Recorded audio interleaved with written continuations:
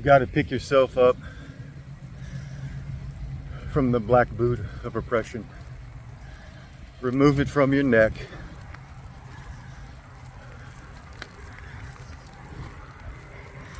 Get off the guillotine. Chop down the gallows pole. Build a bench out of the plank.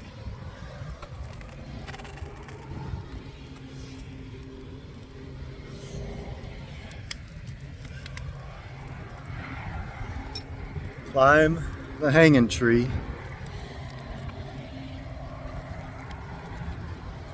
Remove the noose.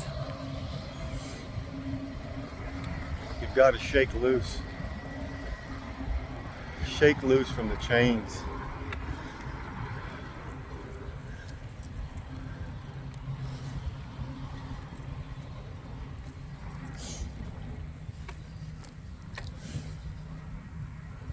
We've got to take our planet back.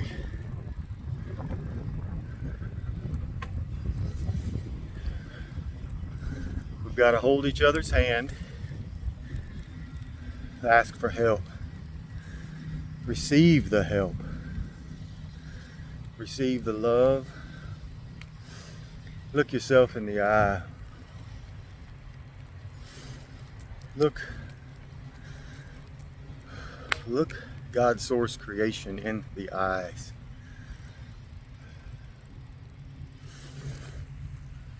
We've got to bring awareness. We've got to bring acknowledgement. We've got to accept where you are, where we are. We've got to take accountability as individuals for our lack of impeccability with our word, for taking things personal, for assuming, and for not doing our best, for sinning against our fellow brothers and sisters, against our mothers and fathers, against the eternal spirit, against source creation. We've got to breathe. We've got to slow down long enough to breathe.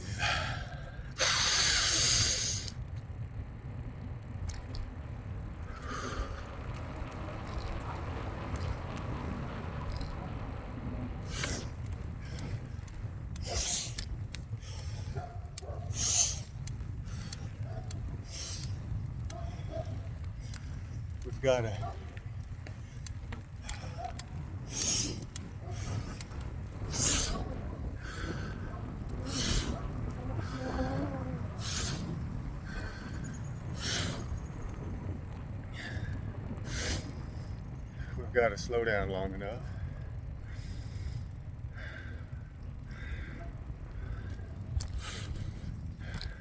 forgive ourselves individually, as a collective. We've got to give ourselves some creation grace. We've got to feel into our hearts. We've got to be grateful for all of it. For all of it. It's all a gifted chance. It's all an offering to see what we're going to do with it. What are you going to do with it? What are we going to do with it? Well, look what we've done so far.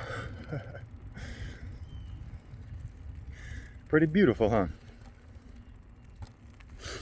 Yeah, a lot of it is not so beautiful, if you want to look at it that way. It's painful, it's sickening. It's a virus we've created amongst ourselves, whether that be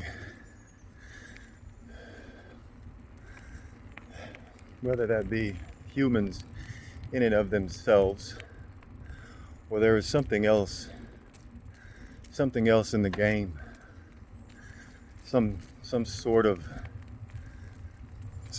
disease that's there that we can't fully explain or even see, for that matter. Maybe some with heightened intuition can see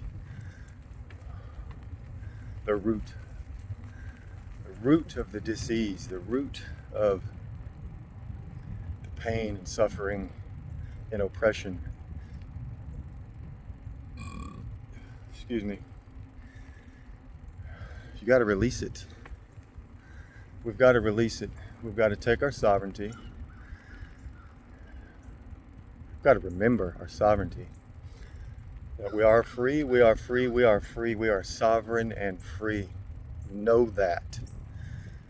If you do not feel like you have power, you have given it away or given access to your energy and power to something else, whether that be one of the infinite distractions upon this planet, specifically designed to keep you from your greatest and highest truth.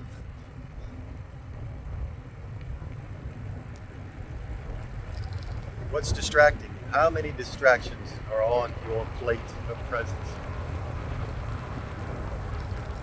How many things you got? TV? Cell phone?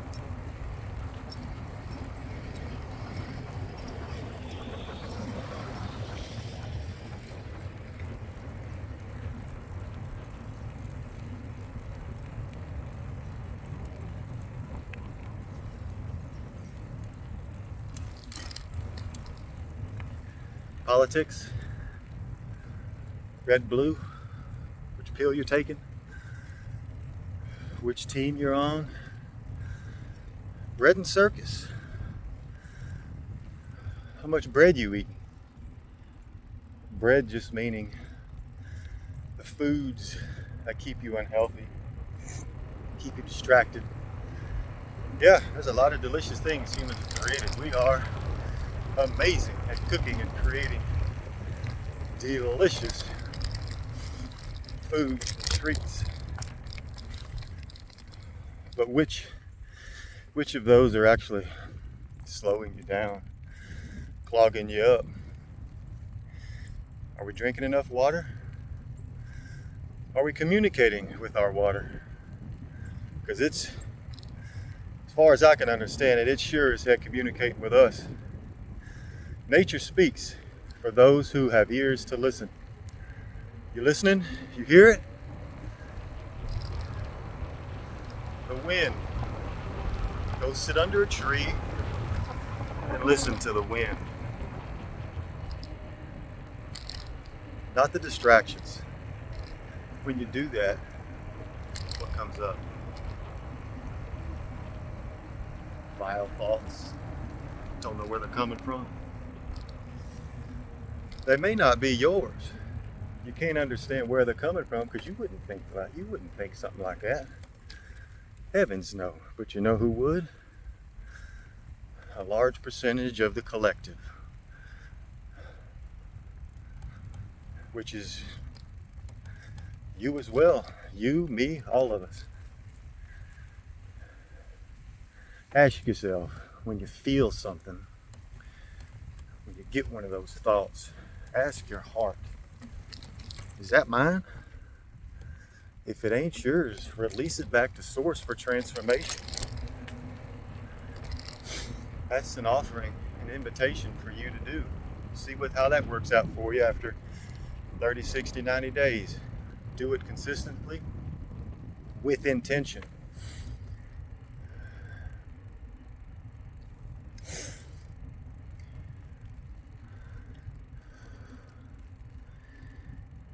We don't lose. We haven't lost.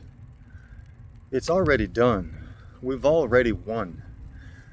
We just have to keep rolling the dice.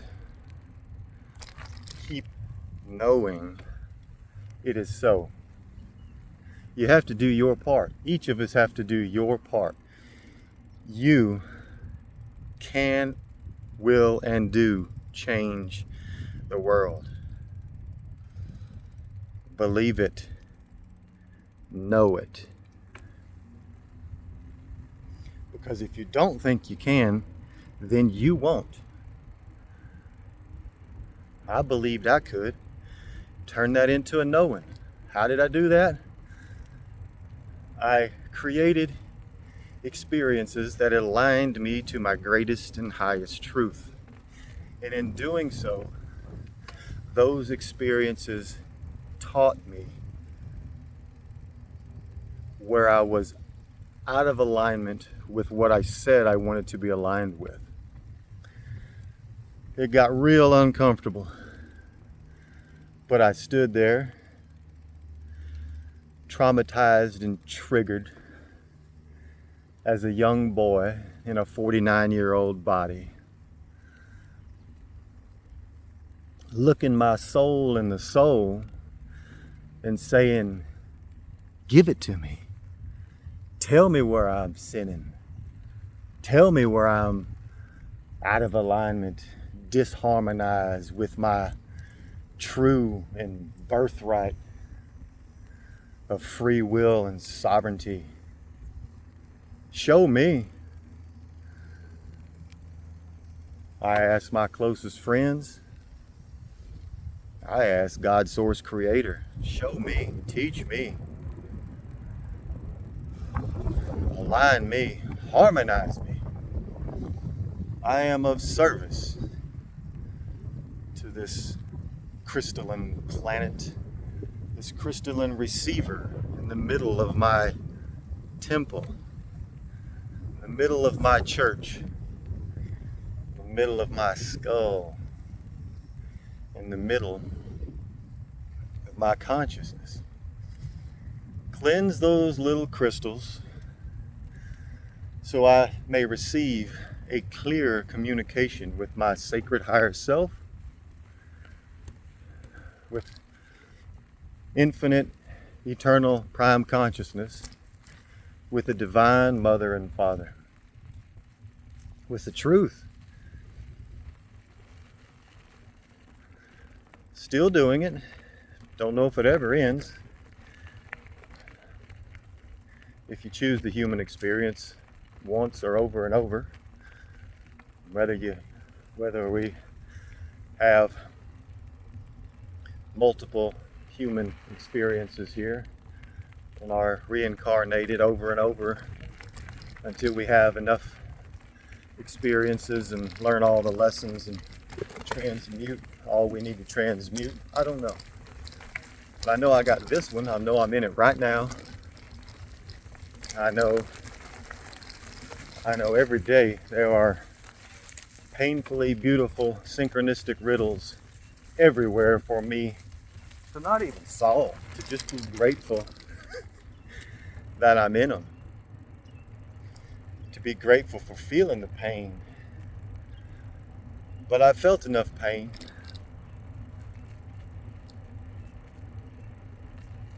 Don't want to feel the collective's pain anymore. I've been feeling it for the past couple years, knowingly. And it is painful. My body is weathered and weary, but it is growing stronger by the second. By each breath, it goes stronger and stronger. If the pain is mine individually, I ask to be shown why I'm feeling it and to know why I'm feeling it. I don't want to feel the collective's pain. I already have. Willingly and unwillingly. It has just flowed through me. And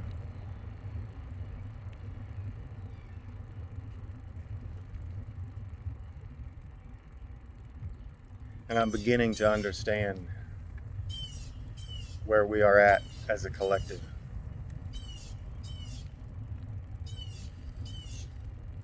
And individually, one by one, each time you choose and become the chosen ones,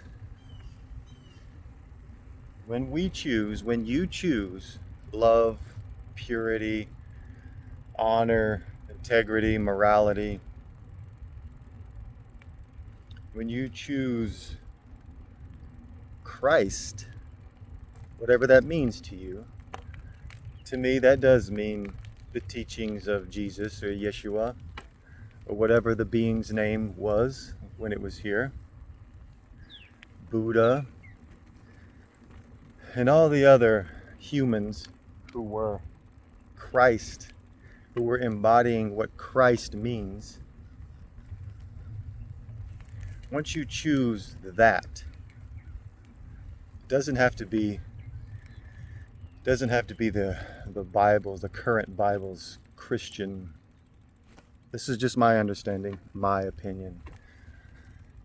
It doesn't have to follow exactly as the Bible says, because our current Bible, to me, has a lot of truth in it, yes, but it also has a lot of, to me, the way I understand it, what I have researched and heard from people that I value their opinions on, that have done a lot more extensive research than I have. There's also a lot of manipulation in that Bible. Do you even know who King James is? Look him up extensively. Go down all the rabbit holes of just King James. Because a lot of humans are reading his version of the Bible.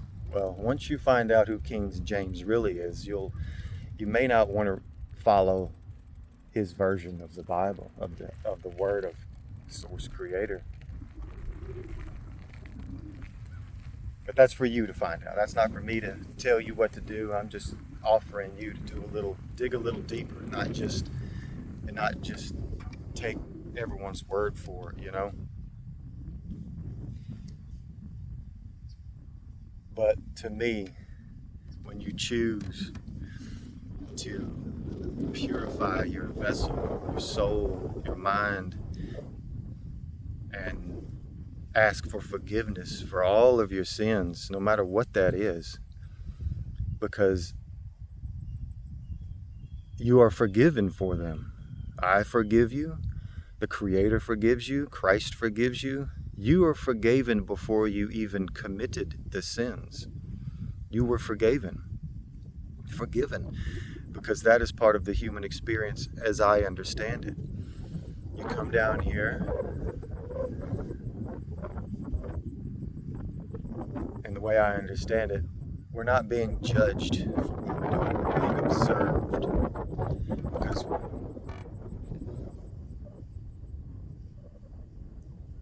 it's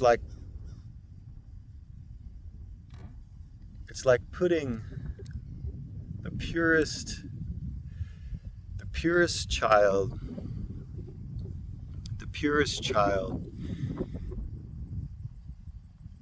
in a toy box full of knives, weapons, sickness, pornography, evil, lust, envy, putting a child in a toy box full of all of the sinful distractions you could possibly think of in the 3D human experience. And that child either sits in the middle and uses its imagination to pass time instead of picking the knife up and cutting its skin to see what happens, or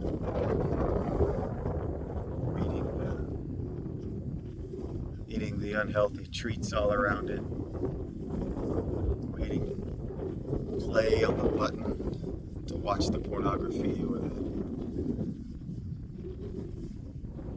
just the unhealthy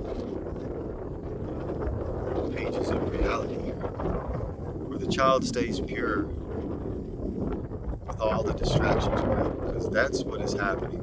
as I understand it. Can you sift through, use your discernment to peel away the distractions, the programs, the patterns, the habits, addictions, heal the traumas? Listen, pay attention. You're listening with the triggers. A lot are not listening with our ears. We're listening with our triggers. That's why you react instead of respond. We react instead of respond. Just bring awareness to it. Don't judge yourself. Observe it. Be present. No need to judge anyone. Just observe them. Observe them. It's an invitation and offering.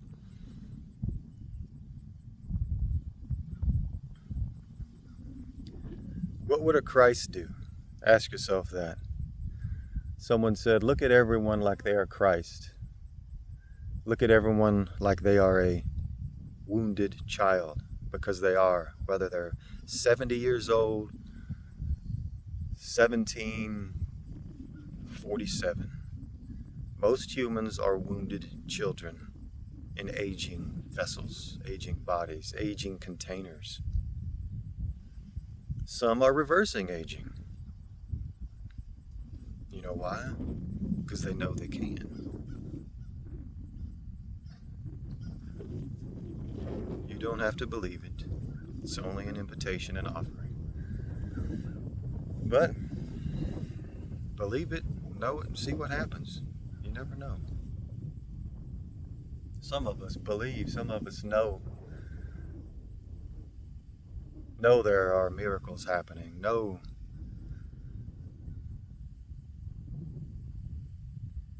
there are angels and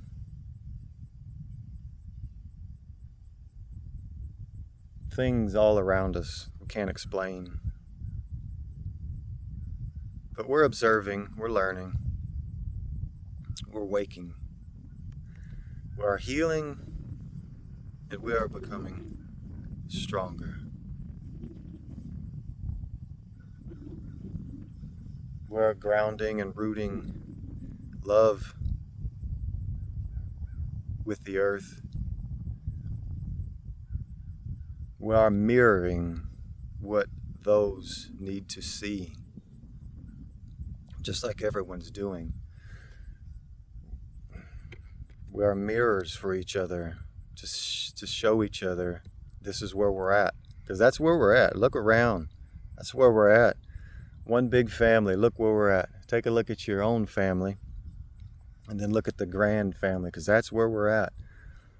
That's it. It's beautiful. It's a lot of beauty, a lot of art, a lot of poetry.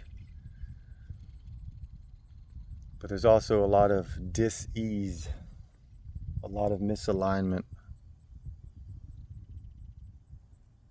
But it's all healable.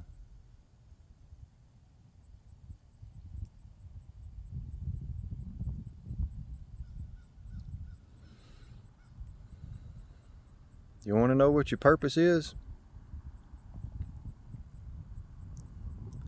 I just invite you to sit real quiet. Real quiet under a tree. Say hello to that tree.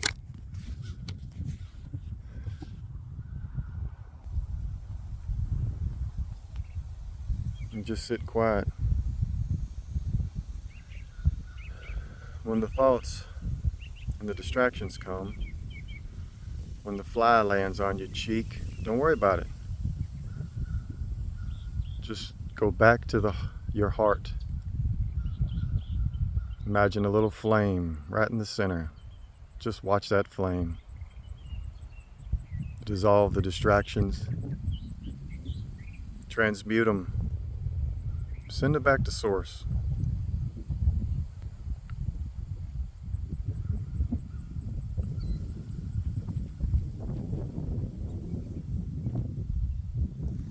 All of it is an offering.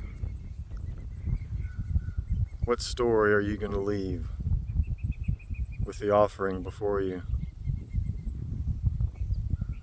What will your family say once you transition and your vessel is laid to rest? What will the ancestors say? What stories will you leave? What stories will we leave about this time in human history? Well, we're leaving them. We're co-creating new ones.